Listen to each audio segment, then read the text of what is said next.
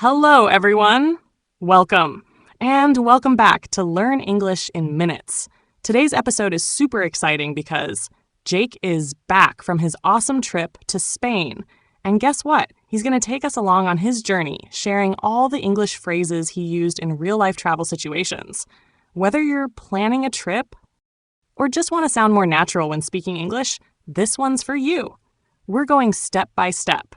From the moment he landed at the airport to checking in at the hotel, eating out at a restaurant, exploring tourist spots, and finally, flying back home. You'll hear real conversations, learn natural English expressions, and find out how to use them just like a native speaker. So buckle up. Let's dive in and learn English the fun way. Hi, Jake. Welcome back. How was your trip? Hey, Emily. It was absolutely wonderful. Spain is such a beautiful country. The weather was great, the people were friendly, and the food, oh, don't even get me started. I had the best time. That sounds amazing. So, where did you land? What was the first thing that happened when you reached? I landed in Madrid. Right after I got off the plane, I followed the signs to immigration. An officer looked at my passport and asked me, "What's the purpose of your visit?" So I said, "I'm here on vacation." That's such a common question when you enter a new country. Let's break that phrase down. What's the purpose of your visit? Means, why are you coming to this country? You might hear this at airports, immigration counters, or even embassies. Jake's answer, "I'm here on vacation," is perfect if you're just traveling. Other responses could be, "I'm here on business," "I'm visiting family," "I'm attending a conference." So Jake, what happened after that? After I got through immigration, I took a taxi straight to my hotel in the city center. When I walked in, the receptionist smiled and said, "Welcome! Do you have a reservation?" Ooh, that's a classic line at hotels. Let's break it down. Do you have a reservation? Means, did you book a room ahead of time? You'll hear this at hotels, restaurants, or even salons in English-speaking places. A reservation is something you booked earlier, online or by phone. You can reply, "Yes, I have a reservation under your name." Or, "No, I don't. Do you have any rooms available?" Exactly, I said. "Yes, I have a reservation under Jake Lewis." Then she asked, "Can I see your ID and credit card, please?" Let's pause there. Very useful phrase. "Can I see your ID and credit card, please?" means they need your documents to verify your booking. Even if you've already paid online, hotels usually check your ID and take your card for security or deposits. Right. After that, she gave me my key card and said, "Your room is on the 4th floor. The elevator is on your left." Great phrases here too. Elevator means lift in British English. On your left gives you direction. Your room is on the 4th floor. Helps you find your room in big hotels. After I settled into my room and freshened up, I went to a nearby Spanish restaurant for dinner. As soon as I walked in, the hostess said, "Good evening. Table for one?" Let's pause there. Table for one means, are you dining alone?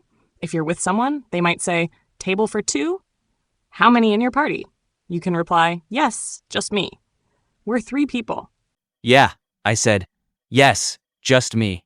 Then she smiled and said, "Right this way," and led me to a table near the window. Right this way means, follow me. I'll take you to your seat.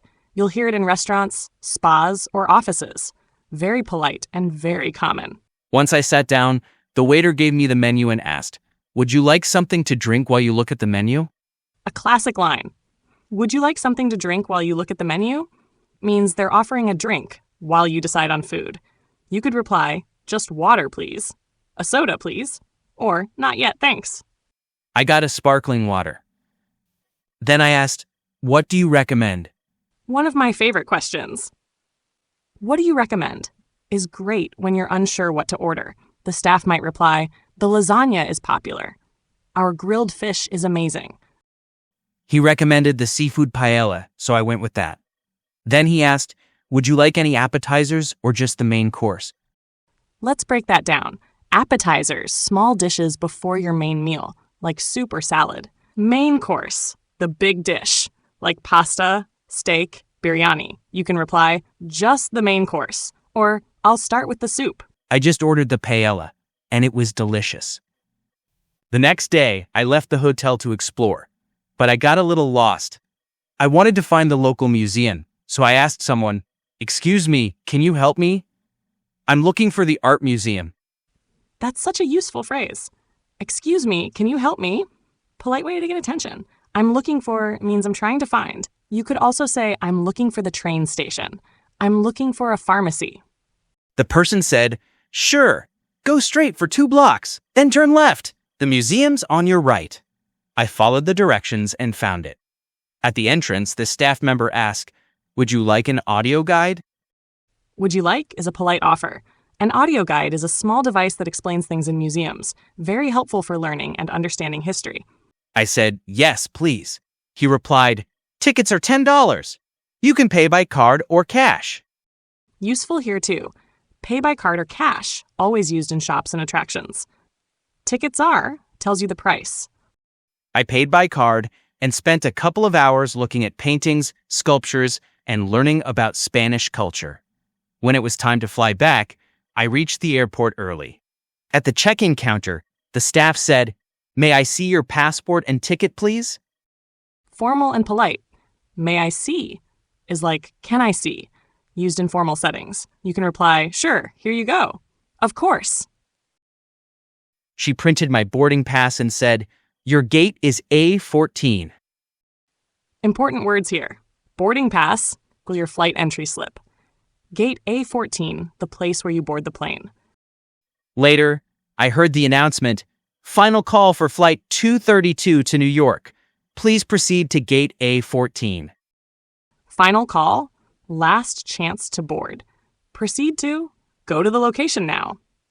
I made it just in time. Sat down, looked out the window, and thought, that was one amazing trip. And that brings us to the end of Jake's little adventure.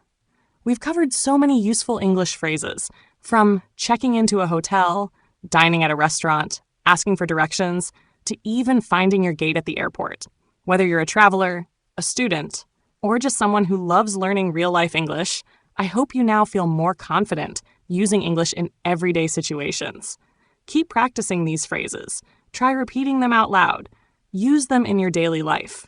The more you speak, the more natural it becomes. Thanks for learning with us. You did amazing today. See you next time on Learn English in Minutes.